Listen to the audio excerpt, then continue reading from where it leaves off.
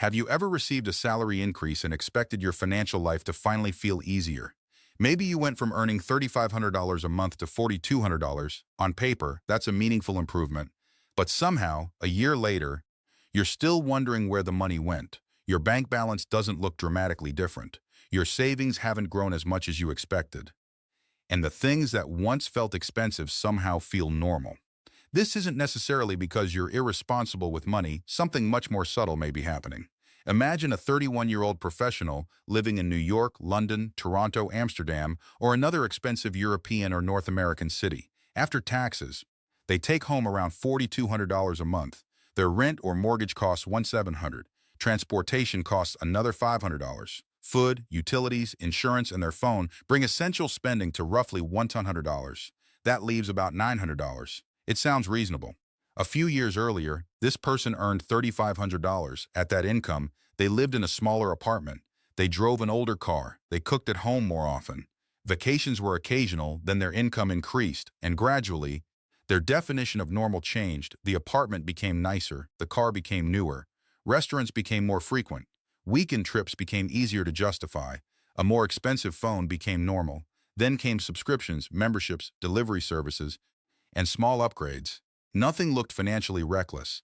There was no single moment when everything went wrong. The lifestyle simply expanded alongside the income. This is what makes lifestyle inflation so difficult to notice.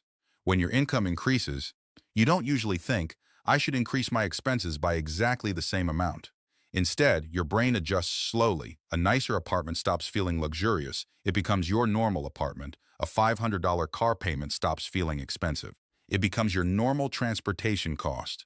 A $150 restaurant bill becomes something you barely think about. And eventually, your previous lifestyle starts to feel strangely uncomfortable.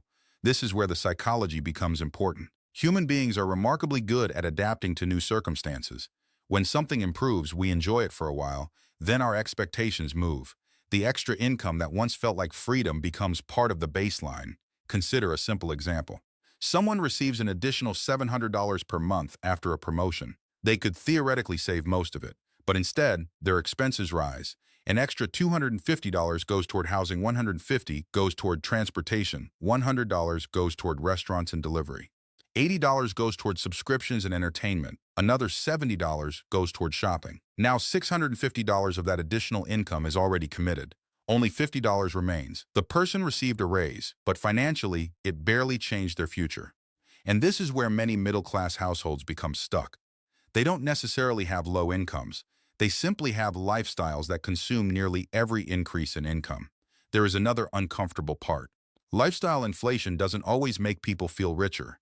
Sometimes it makes them feel more financially fragile, because the more expensive your normal life becomes, the more income you need to maintain it. If your monthly lifestyle costs $2,500, losing a job is difficult. If your lifestyle costs $4,000, the same job loss creates a much larger problem. Your income may have doubled, but your financial flexibility may not have. That's an important distinction.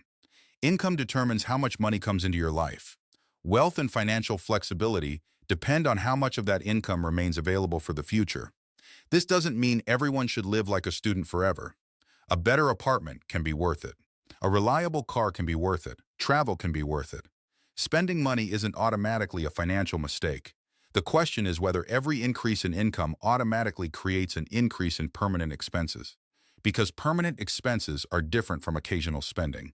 If you spend $1,000 on a vacation, that is one decision.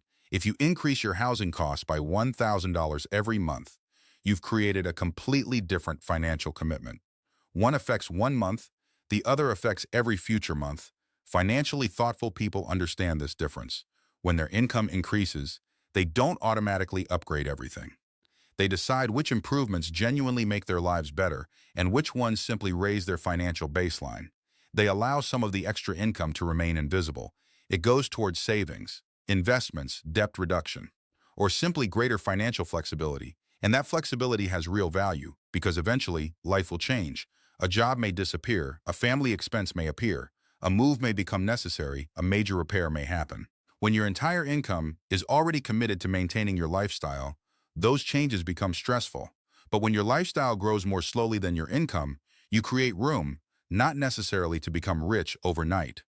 Just room to make decisions without every decision being controlled by money. So perhaps the better question after receiving a raise isn't, what can I afford now? Maybe it's, how much of this increase actually needs to become part of my lifestyle? Because earning more is useful. But if every additional dollar immediately becomes another monthly obligation, your income can rise without your financial freedom rising with it. And sometimes, the biggest sign of financial progress isn't having a more expensive life, it's having more choices. If you found this perspective useful, consider subscribing for more calm, reality-based conversations about money.